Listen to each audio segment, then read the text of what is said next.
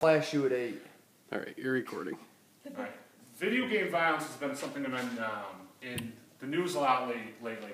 The most recent one was Sandy Hook, where Adam Lanza went into the school and trying to get to kill as many people as possible. And it was something that they were saying that they didn't really see coming, but I mean, looking at it from the outside, a lot of people are starting to say that his video game, his playing video games, his love of guns, and a bunch of other factors was causing it. This started people to push for video game legislation again, where they're saying that video games is the biggest problem.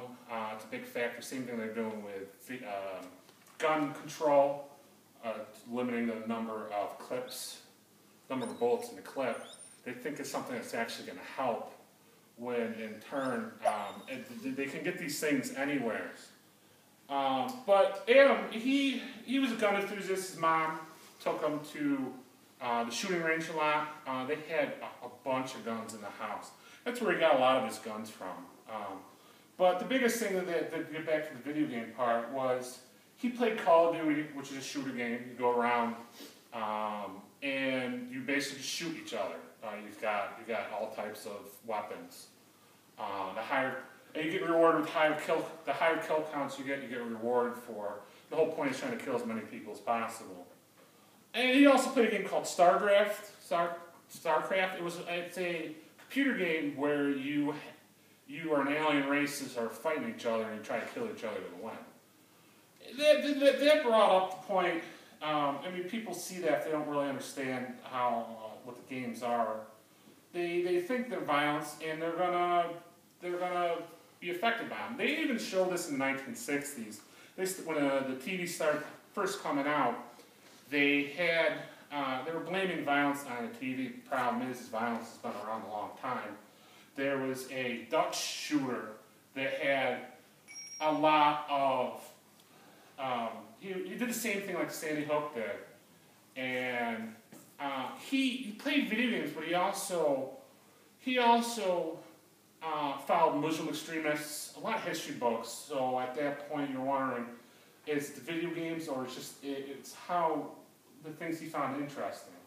Columbine was another big one, and that's the last time that I know of that they really tried to legislate video games.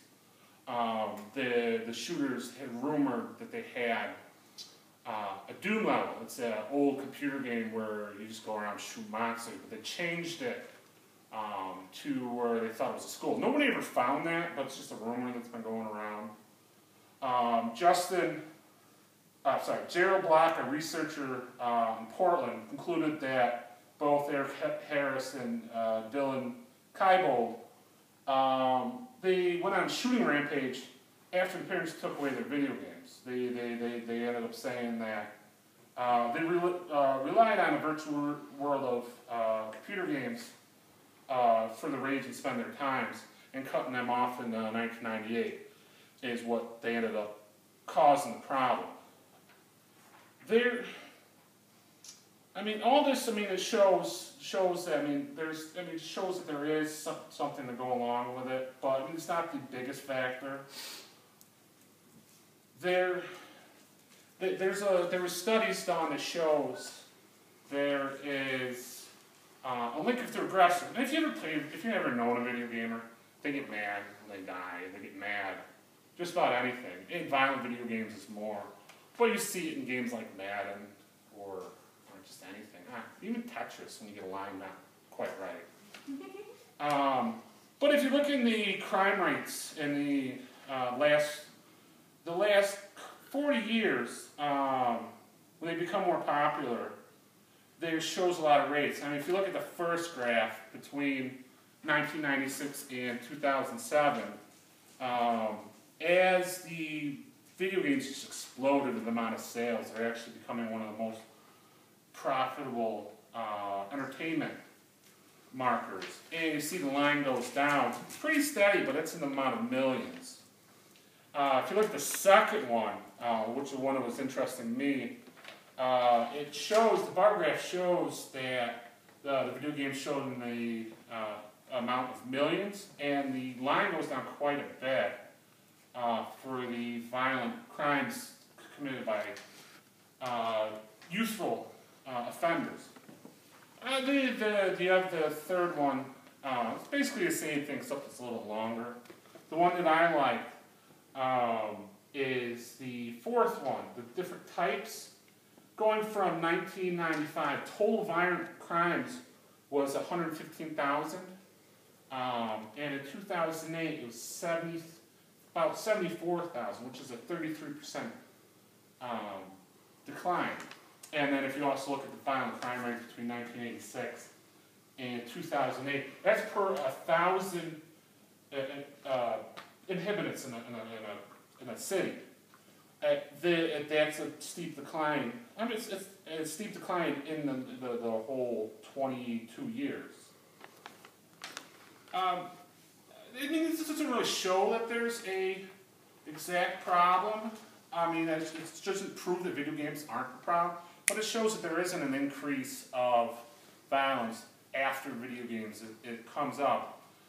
They did a lot of research in showing that there was a study that showed that there was a more link of depression that caused the depression caused more of the violence. It's something that parents have to watch. I mean, if kids are really depressed playing video games all day long and not trying to go out and do anything else, it's gonna be a problem. Just like anything else, if you overdo on anything too, like a lot of drinking, you get alcoholics.